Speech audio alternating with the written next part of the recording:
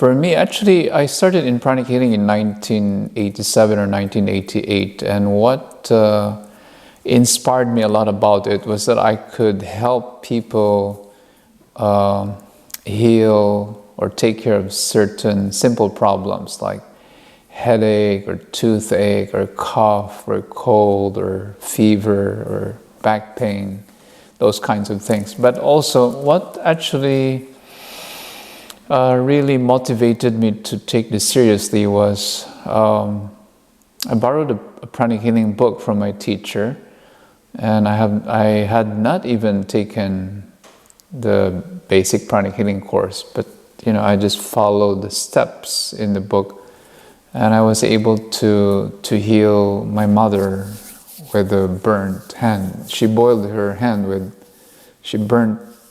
her hand with boiling oil.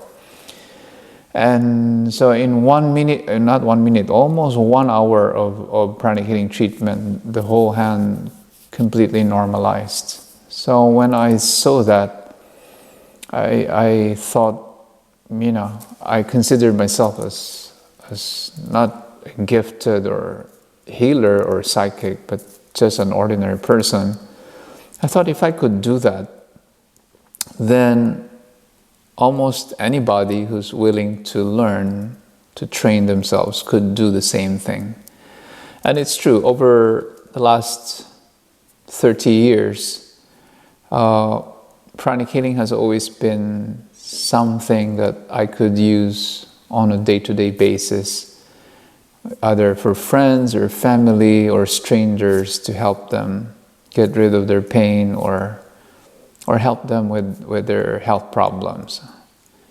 So that's what inspires me a lot about it. It's something very practical, it's not mystical or secretive. It's something that gives you tools, abilities to help others. And another thing which I learned in pranic healing is how to do healing for my own body. I came primarily into pranic healing because I had painful knee, I had injuries on my thighs, my lower back, my spine, and I've undergone different kinds of treatments before that. And when I learned pranic healing, sure, I learned to heal other people, but I think for me, more importantly, I was able to heal my own body and get rid of my own pains. And that's a source of great satisfaction. I think everybody should learn how to heal their own bodies. So that's another thing why I like pranic healing. Now, I also was in search of spiritual experiences. So I studied, different books,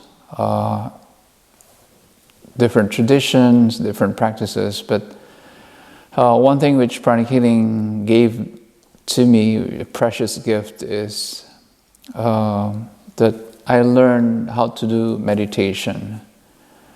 I learned to be more peaceful, kinder, more generous, more helpful to others. I learned what is known as a meditation on twin hearts, which is known as meditation on loving kindness, and meditation for inner peace. And also through this meditation, I began to have some inner mystical spiritual experiences which I had been searching for since I was a child. And I thought that because of these experiences, I realized that there is more to life than just work or possessions or money. I mean, all of these are important. It's good to have money, it's good to have good possessions, but I think the gift of being able to experience something spiritual, I think that's very, very healing. Another thing, I also learned about the law of cause and effect. I realized that this is normally called the law of karma. It means that when you do something good to others, something good comes back to you. When you do something not so good, then you experience something unpleasant.